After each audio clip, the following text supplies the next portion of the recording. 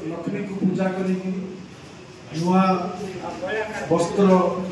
नूतन धान रखा चांगड़ा जाक जो आम कहती से धान रखी कल करते आरंभ कर अवसर में आज लोकप्रिय सरकार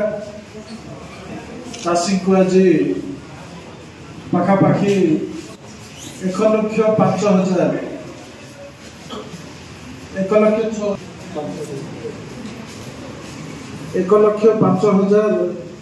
व्यवस्था करा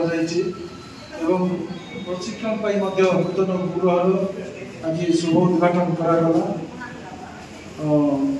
विशेष किसी कहूना जे आग्रह करी जो मैंने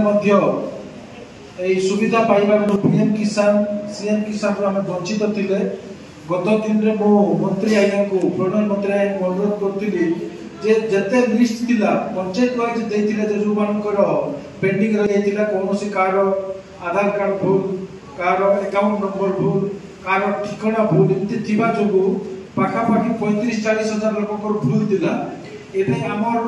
लोक को देई पंचायत स्तर रे जो माने अधिकारी अच्छा अन्य विभाग से धरिकी आम ठीक ठाक करूँ आउ जहाँ जहाँ बाकी रही जाइए केते जनकर समस्त को अनुरोध जे आउ थे लिस्ट जाक देले आम पिला सांगसाथी जो मैंने अच्छा कार्यकर्ता हो कि निर्वाचित प्रतिनिधि मैंने भी अच्छा से पीएम सीएम किसान पाइबार व्यवस्था करूँ। अक्षय तृतीया अवसर उपस्थित आम मानव विधायक श्रीजुक्त गौरीशंकर माझी महोदय समस्त कृषि विभाग अधिकारी प्रत्येक वर्ष अक्षय तृतीया दिन आम चाषी भाई मान अक्षिमती भूमि में पड़ता है माँ को पूजा होता है भूमि में अक्षिमती पड़ता है आज आम चाषी भाई मान भरोसा रही है आम यही वर्षर चाष निश्चित भाव उन्नत मान रहा आम अधिका दु पैसा रोजगार करवा अधिका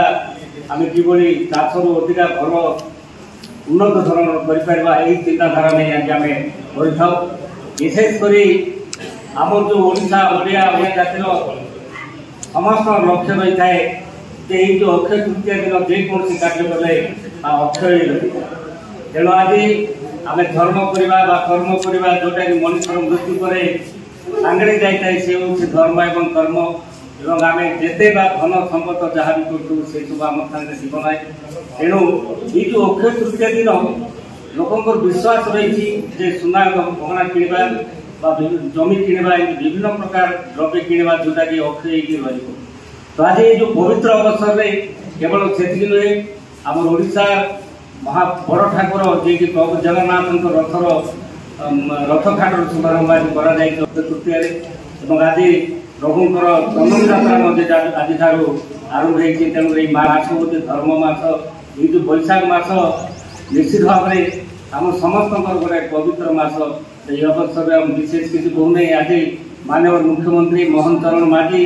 चाषी भाई मान सीएम किसान आज देव आरंभ कर प्रत्येक चाषी भाई मैंने आम जिलू 1,05,000 चाषी को चिन्हित कर जो मैंने कि जो